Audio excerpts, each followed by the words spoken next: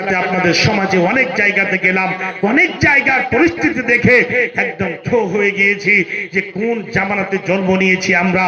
আমি নিজেকে মুত্তাকি পরহেজগার বলি না, মানুষ ভুলের ঊর্ধ্বে ঊর্ধ্বে নয়, আমিও ভুলে হতে পড়ে আছি, অজান্তে ভুল হয়ে গেছে, কিন্তু মানুষ ওটাই।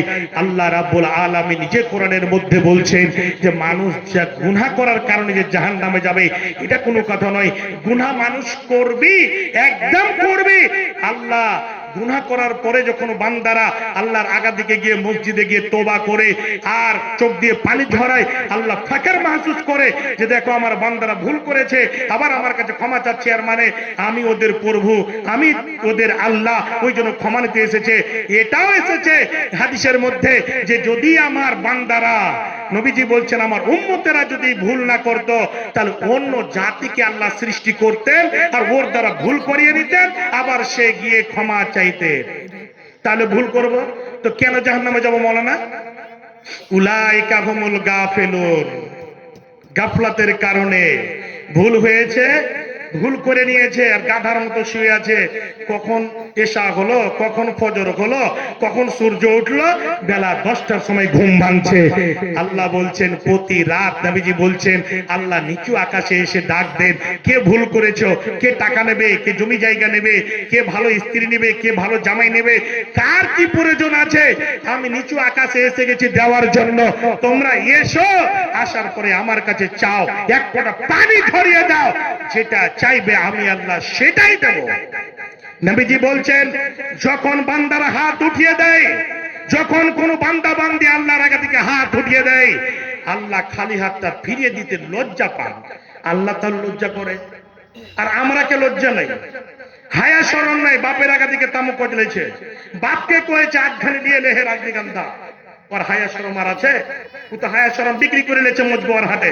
নবীজি বলছে এই জালাম তাস্তায়ে ফাসলামে শেতা, যখন মানুষের হায়া শরম উঠে যাবে, একদম গরু মহিষ ছাগল ভেড়ার মতো হয়ে যাবে, নবীজি বলছেন এমন একটা সময় আসবে।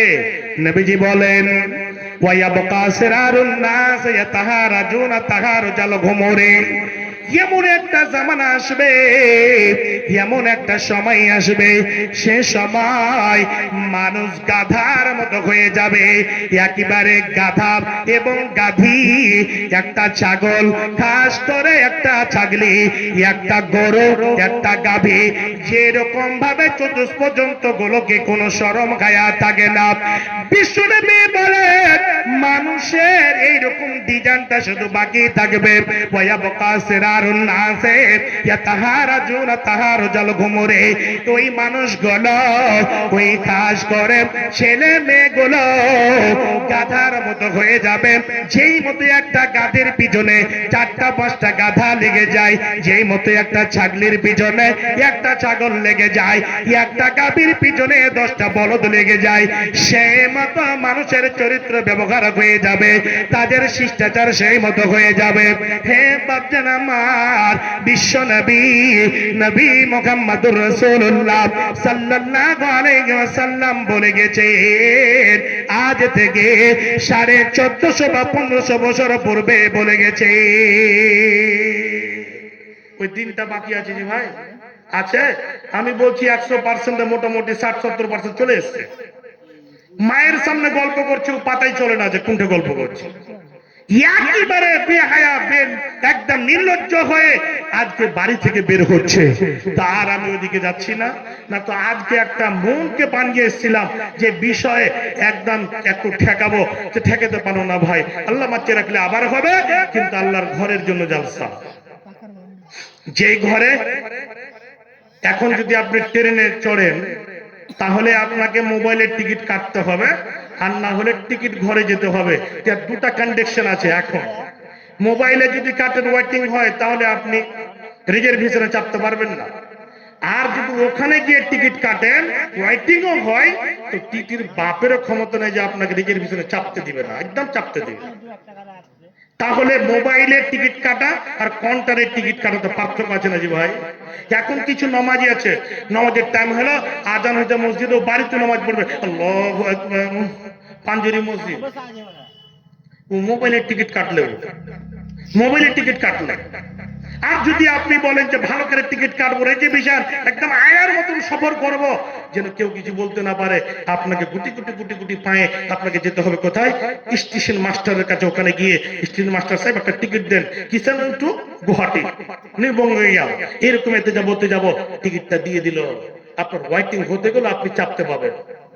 আল্লাহ বলছেন, বান্দা আমার সাথে কথা যদি বলিস, আমার সাথে যদি আলাপ আলোচনা করিস, দুঃখ বেদনা যদি আমার কাছে রাখিস, তাহলে যখনই আজান হবে সঙ্গে সঙ্গে একটা টিকিট ঘর আছে সারা পৃথিবীতে, যে জায়গাতে যাকে বলে মসজিদ, মসজিদ মানে সাজদাগাহ, ওই জায়গাতে এসে 2 রাকাত নামাজ পড়ে দে।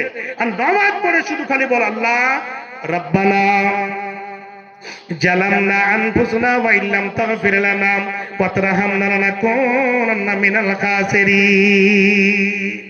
একবার বলে দে, যতগুলো গুনাহ করেছিস রে, এই বলতে বলতে চোখ দিয়ে 2 ফোঁটা পানি ঝরিয়ে দে। তোর যত গুনাহ রয়েছে সমস্ত গুনাহগুলো আমি আল্লাহ ক্ষমা করে দেব। হাদিসের মধ্যে এসেছে, যারা আল্লাহর ভয়ে করদম করে লুটিয়ে পড়ে, মসজিদে এসেছে বা রাত 2টোর সময় রুমের মধ্যে যেটা নফল নামাজ বাড়িতে পড়তে পারেন, 2 রাকাত নামাজ পড়ে কাঁদতে কাঁদতে মাটিতে লুটিয়ে পড়ে গেছেন, চোখ দিয়ে পানি ঝরছে। বিশ্বনবী বলেন, এই লোকটা আল্লাহর জাহান্নামে যাবে না। আল্লাহর জাহান্নামে যাওয়া সম্ভব। কেমন অসম্ভব? যেমন গাভীর ওলান থেকে, গাভীর থান থেকে, গায়ের বাট থেকে দুধ বের করার পরে পুনরায় দুধগুলোকে সে বাটে যেরকম ঢোকানো অসম্ভব, ঢোকা যাবে না, সেই মতো আল্লাহর বান্দা বান্দি আল্লাহর জাহান্নামে যাবে না। তাহলে মসজিদে এসে আপনি আল্লাহর সাথে কথা বলতে পারবেন। সূরা ফাতিহা তেলাওয়াত করলেন, কথা চালু হয়ে গেল। আলহামদুলিল্লাহ রাব্বিল আলামিন, আল্লাহ তোমার প্রশংসা সবই কিছু। যেরকম 1 লাখ টাকা ধার নেবেন, এখানে মানে আনিসুরের কাছে, আনিসুর ভাই তোমার কাছে এসেছি, একটু ভালো তুমি মানুষ, তুমি মৌলানা মানুষ, তুমি ধনী মানুষ, তুমি কোন লোককে ঘুরিয়ে দাও না, এতটি কথা বলার পর শেষে বলছে 1 লাখ টাকা দাও। তো আল্লাহকে কি বলছে? আলহামদুলিল্লাহি রাব্বিল আলামিন আর রহমানির রহিম মালিক ইয়াউমিদ্দিন ইয়াকা না'বুদু ওয়া ইয়াকা নাস্তাইন। তারপরে কি শব্দ বলছে? ইহদিনাস সিরাতাল মুস্তাকিম।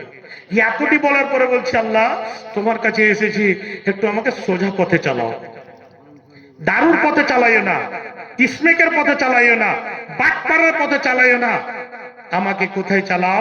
সোজা পথ, যে পথে হাঁটতে হাঁটতে নামাজ পাবো, রোজা পাবো, হজ পাবো, জাকাত পাবো, আর শেষ যখন সফর শেষ হবে ওখানে জান্নাত।